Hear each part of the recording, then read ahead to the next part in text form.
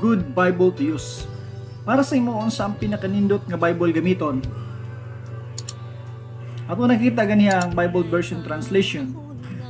Ang history sa Bible translation. Karon para sa imuha, unsa man ang nindot nga Bible gamiton? Ako si Jing Haji Tinagsa. Subscribe mo aning channel. Ay kalimot subscribe and para updated mo sa mga susunod pang mga video. Karon, atong tabago na sa pangutana nga what's a good Bible to use? Unsa man gid ang nindot nga Bible nga gamiton sa imong pagtuon? Para sa imo unsa man? NIV, King James, unsa man? So kini mga suggestions nga nindot nga gamiton nga Bible. I know nga ang uban gusto ka nga Bible, may mga preference nila nga gusto gamiton. Pero kini ang pinakanindot. Suggestion ni siya nga kini ang mas epektibo gyud nga gamiton. Nga mas nindot siya kung kani gamiton. Unsa man Sige, let's watch this.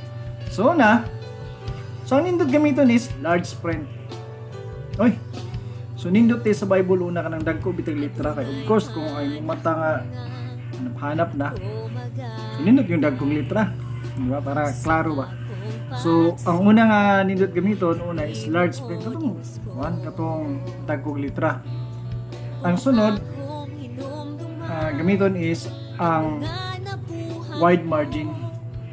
So nakita nimo na sa Bible ano siya mga space gilid-gilid. Ang ban magudana gud sa kuha niya mga Bible is wala na space na puno na sa mga litra. So mas nindot tong siya space nga naman tanawon niyo na siya wide margin. Tanawon niyo nga naman. So nindot to siya kay pwede pa din mo masulatan kung nagtuon ka na kay mga manual dito na kay mga importante nga pwede masulatan. So munang nindot to siya nga na mga wide margin kay napa kayo mga space nga para masulatan siya. Ang sunod is no notes.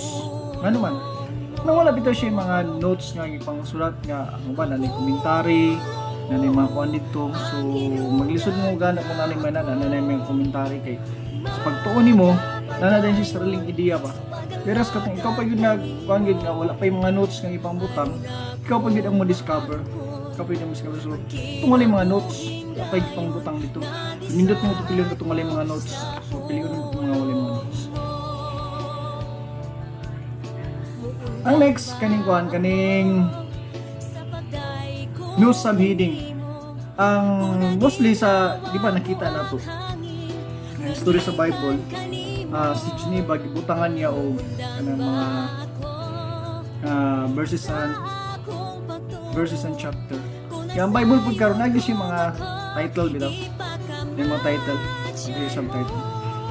Kasi mga subheading.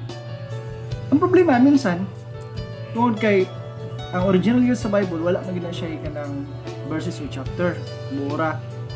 Ang pagbutang nila dito ang uban dili sakto ba ang kanang kuan ang sequence niya sa kining story niya sa pagbutang nila to katong ang pagbutang nila og title ang uban nato niya dili gyud sakto kaayo. So may man tong ikaw ang wala siya no subheading kay sa imong padayon ba sa makita mo sige nagsulod ang story pwede ikaw na mubutang og heading ato sa imong pagtuon. Pwede na ikaw na ginong sulat ato. Di ba? Mas nindot itong malapay no sa bidding. Kay purely pa kaya siya nga wala pa na oras, wala pa na sa gulan o kanabit ang sarili nga mga opinion.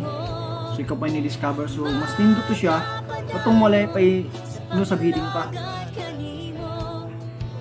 Ang next, no cross-reference. Ang mostly lang yapon sa kuan na si mga cross reference kini siya makita dito sa kuan na so gwapo pud itong wala siya cross reference no? Ang next niya paper quality and binding. So ang ban mga papel man gud pag kuan mga gisi so nindot to medyo baga-baga niya gwapo pud ang baga-binding niya para dugay-dugay pud siya madaot ba. So kana man nindot quality paper and binding.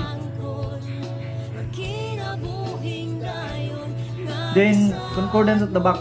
Sa likod sa Bible, nakita nyo na yung mga concordance, mga lisod mga words dito, na yung mga concordance. So, nindot kung kato siya, na siya concordance sa likod na to. So, nindot kung kato nga klase ng Bible, makita nyo na yung nato. Then, na yung maps. So, ang mapa is importante sa Bible, kay wala pa beta ka doon ng mga lugar. Giros na kung nakadto na ka.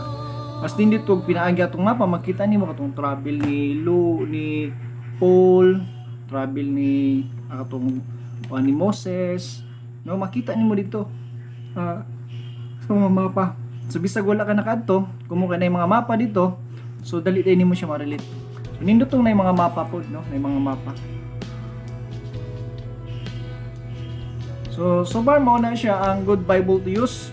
So kung mo gamit ka og Bible, kini ang nindot, timan-ani mo, large print, wide margin, na siya'y tako nga margin sa gilid, no notes, no subheading, no cross reference, paper quality, gwapo papel, naikurkudad sa likod, then dapat siya mapa.